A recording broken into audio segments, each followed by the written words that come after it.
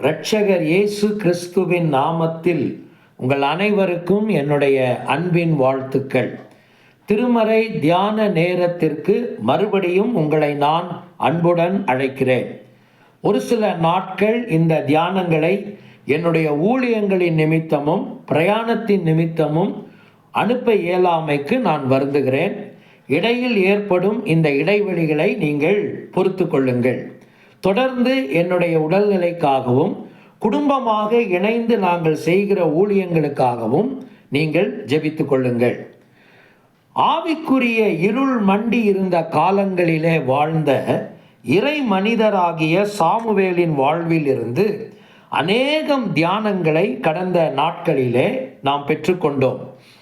இன்றைக்கு அவருடைய வாழ்வில் இருந்து இறுதியாக சில விஷயங்களை நான் உங்களோடு கூட பகிர்ந்து கொள்ள நான் தீர்மானித்தேன். நாமும் வாழ்கிற இந்த இருள் சூழ்ந்த காலகட்டங்களிலே எப்படி இந்த மனிதர் நம்முடைய வாழ்க்கைக்கு முன்மாதிரியாகவும் வெளிச்சமாகவும் இருக்கிறார் என்பதை நீங்கள் கவனிக்கலாம். சுமார் கிமு 1105 இவருடைய பிறப்பு நிகழ்ந்திருக்கலாம் என்றும் கிமு 1015 இவருடைய இறப்பு நிகழ்ந்திருக்கலாம் என்றும் வேத வல்லுநர்கள் கணிக்கிறார்கள். 1 சாமுவேலின் புத்தகம் 1ஆம் அதிகாரத்தில் இருந்து 25ஆம் அதிகாரம் வரைக்கும் இவருடைய வாழ்க்கை சம்பவங்களும் சரித்திரங்களும் தொடர்ந்து திருமறையிலே இடம்பெறுகிறது. இது உண்மையானால் ஏறத்தாழ ஒரு 90 வருடங்கள் இந்த உலகத்தில் தன்னுடைய வாழ்நாளை வாழ்ந்து முடித்தவர் இந்த சாமுவேல். கிமு 1015 இவர் இறப்பதற்கு முன்பு 1067 இவர் முழு உத்தரவாதத்துடன் தீர்க்க தரிசன பணியையும் நியாயாதிபதியின் பணியையும் ஏற்று அந்த ஊழியத்தை அவர் நிறைவேற்ற முன்வந்தார் என்றும் வேத ஆய்வாளர்கள் சொல்லுகிறார்கள். கிமு 67 என்றால் 1015 வரைக்கும் உள்ள காலகட்டங்களிலே சுமார் ஒரு 52 ஆண்டுகள் தன்னுடைய உத்தரவாதம் உள்ள இறைப்பணியை மிக கவனத்தோடு நிறைவேற்றி முடித்த மனிதர் இந்த சாமுவேல். அநேகம் பாடங்களை ஏற்கனவே இவருடைய வாழ்வில் இருந்து நாம் படித்திருக்கிறோம். இன்றைக்கு அவருடைய வாழ்வின் முழுமையிலிருந்தும் நாம் படிக்க வேண்டிய ஒரு சில சிந்தனைகள் என்ன என்பதை நாம் கவனிக்கலாம். தொடக்கத்தில் இருந்து முடிவு வரைக்கும் சாமுவேலின் வாழ்க்கை நமக்கு சொல்லிக் கொடுக்கிற ஒரு முழுமையான பாடங்கள் என்ன என்பதை நீங்கள் பார்த்தால், முதல் விஷயம் நான் படித்து கொண்ட விஷயம், தடம் புரளாத மனிதர். தன்னுடைய வாழ்நாள் முழுவதும் தன் விசுவாச வாழ்க்கையிலேயோ கடவுள் தனக்கு கொடுத்த கட்டளைகளிலோ கடவுளுடைய நியமங்களிலேயோ பணிகளிலேயோ ஒருபோதும் தடம் புரண்ட மனிதராக இவரை நீங்கள் பார்க்க முடியாது.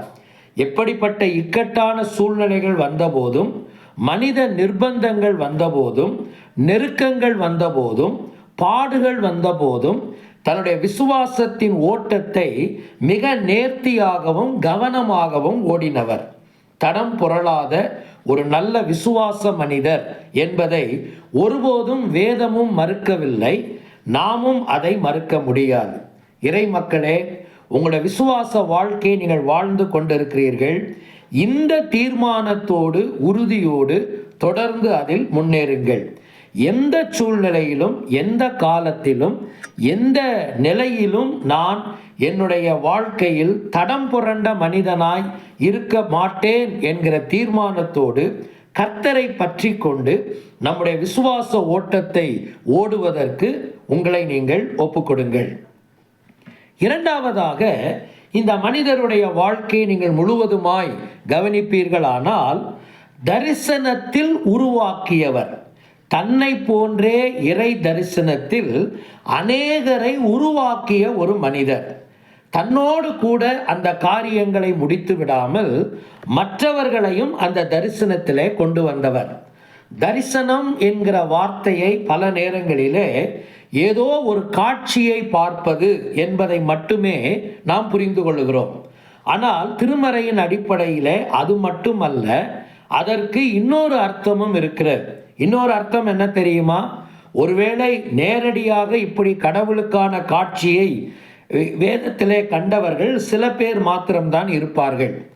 ஆனால் கடவுள் எல்லாருக்குமே இந்த தரிசனத்தை கொடுக்கிறார் என்றால், அந்த தரிசனம் என்கிற வார்த்தைக்கு இன்னொரு அர்த்தம் என்ன தெரியுமா? கடவுள் பார்க்கிற விதமாக பார்ப்பது என்பதுதான் அந்த வார்த்தையினுடைய அர்த்தம். உலகத்தையும் உங்களுடைய வாழ்க்கையையும் கடவுள் பார்க்கிற வண்ணமாக நீங்கள் பார்ப்பீர்களானால் அதுதான் தரிசனம் நிறைந்த பார்வை. உங்களுடைய வாழ்க்கையாக இருக்கலாம், உங்களுடைய ஊழியமாக இருக்கலாம், நீங்கள் செய்கிற எந்த விதமான பணியாக இருக்கலாம், எதுவாக இருந்தாலும் கடவுளுடைய பார்வையிலே ஒன்றை நீங்கள் பார்க்க கற்றுக்கொள்வீர்கள். ஆனால் அது தரிசனம் நிறைந்த ஒரு வாழ்க்கை. சாமுவேல் தன்னை போன்றே தரிசனவாதிகளை அவர் உருவாக்கினார். சவுலை உருவாக்கினார், ஆனால் அவர் தடம் புரண்டு போனார். தாவீதை உருவாக்கினார், கடைசி வரைக்கும் அவர் அந்த ஓட்டத்தை ஓடி முடித்தார். அது மாத்திரமல்ல, அநேக தீர்க்கதரிசிகளையும் அவர் உருவாக்கினார். 19ஆம் அதிகாரம் 1 சாமுவேலின் புத்தகம் 20வது வசனத்திலே நீங்கள் பார்ப்பீர்களானால், தீர்க்கதரிசிகளின் கூட்டத்தையும் அதற்கு தலைவராக சாமுவேல் நின்றிருந்தார் என்கிற வார்த்தையையும் திருமறையிலே நீங்கள் படிக்கலாம். தன்னோடு கூட ஒரு காரியத்தை ஒழித்து விடாமல் அதை அடுத்த சந்ததிகளுக்கு கொண்டு போய் அவர்களையும் அந்த தரிசனத்திலே உருவாக்கின மனிதர் இந்த சாமுவேல். இறை மக்களே, உங்களுடைய விசுவாச வாழ்க்கை தடம் புரளாத வாழ்க்கையாய் இருந்தால் மட்டுமே அதே தரிசனத்திலே நீங்கள் மற்றவர்களை உருவாக்க முடியும். உருவாக்குதல் என்பது இல்லாமல் போகுமானால் அடுத்த சந்ததிகள் வெறுமை ஆவார்கள். ஒருவேளை அவர்கள் அழிவுக்கு நேராக போவதற்கும் அது வாய்ப்புகள் அதிகரிக்கும் என்பதை நீங்கள் ஒரு காலம் மறந்துவிடக்கூடாது. சாமுவேல் வெறுமையாக சென்று விடவில்லை. தன்னை போலவே அநேகம் தரிசனவாதிகளை அவர் உருவாக்கினார். எழுத்து பதிவேடுகளை அவர் விட்டு சென்றிருக்கிறார். சாமுவேலின் புத்தகம் அவரால் மட்டுமே எழுதப்பட்டதல்ல, வேறு சிலருடைய எழுத்துக்களும் அதிலே சேர்ந்திருக்கிறது. என்றாலும் சாமுவேலுடைய எழுத்துக்களும் ஒரு சிறந்த பணியை ஆற்றியிருக்கிறது. எனவே எழுத்து பதிவேடுகளை உருவாக்கி இருக்கிறார், அரசர்களை உருவாக்கி இருக்கிறார், தீர்க்கதரிசிகளை உருவாக்கி இருக்கிறார், இஸ்ரவேல் மக்களை உருவாக்கி இருக்கிறார்.